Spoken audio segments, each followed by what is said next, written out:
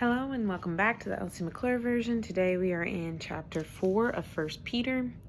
Recently, the last chapter was about humility and not repaying evil for evil, right? And that's a theme that's been across this whole book.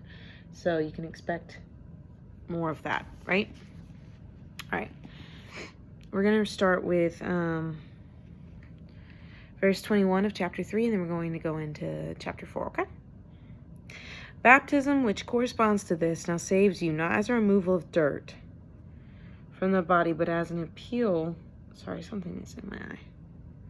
But as an appeal to God for a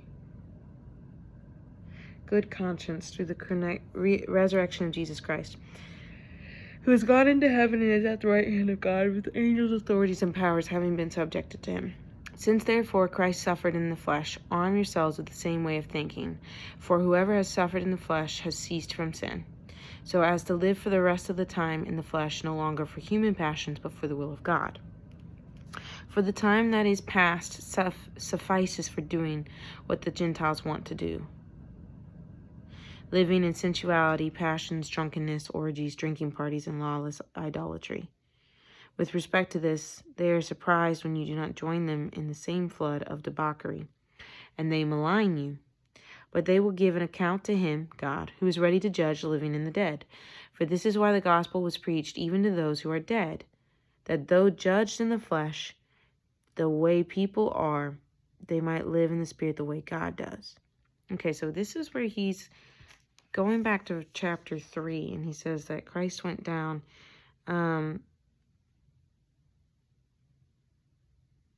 he went down into the spirits in prison and told them the gospel.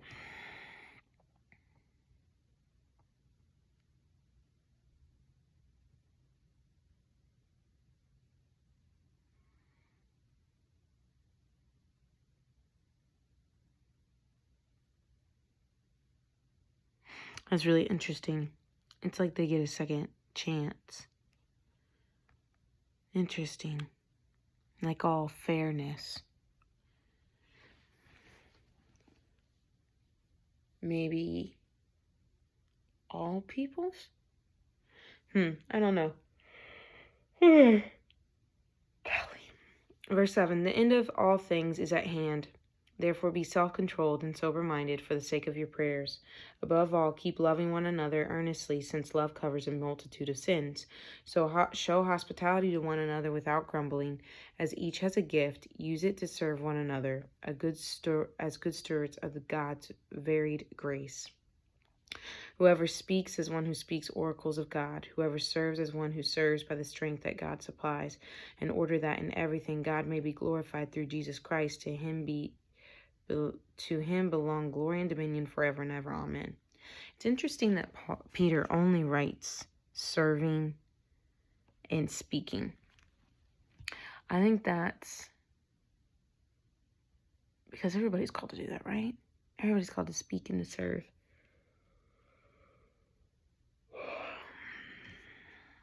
He did talk about hospitality, but that is what serving is a lot of times. Anyway, verse 12, beloved, do not be surprised at the fiery trial when it comes upon you to test you as though something strange were happening to you, but rejoice insofar as you share Christ's sufferings, that you may also rejoice and be glad when his glory is revealed.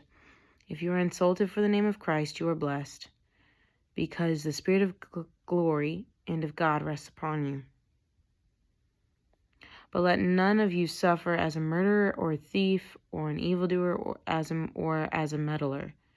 So this gets back to not suffering for evil, but suffering for good, right? And that's been mentioned twice throughout this book. Yet if anyone suffers as a Christian, let him not be ashamed, but let him glorify God in that name. For it is time for judgment to begin at the household of God. And if it begins with us, what will be the outcome for those who do not obey the gospel of God? And if the righteous is scarcely saved, what will become of the ungodly and the sinner? Therefore, let those who suffer according to God's will entrust their souls to a faithful Creator while doing good.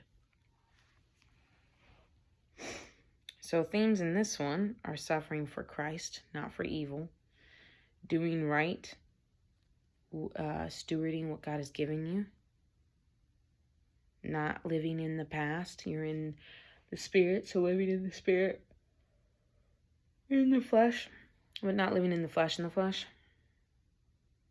right?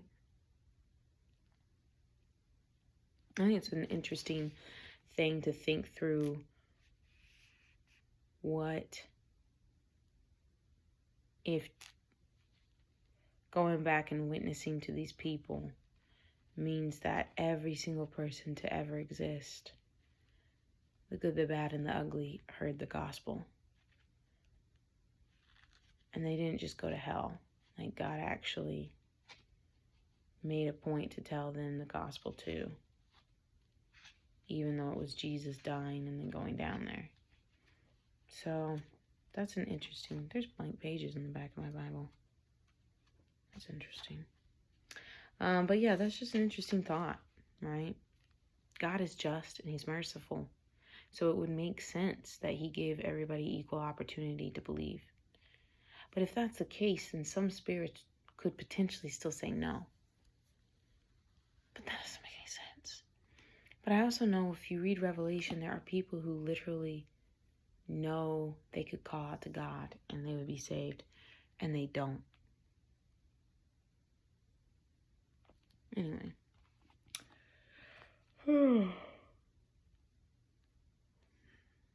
That's your thoughts for tonight. And we have one more chapter in 1 Peter. So come back tomorrow for that. 2 Peter only has 3. Anyway. Good night.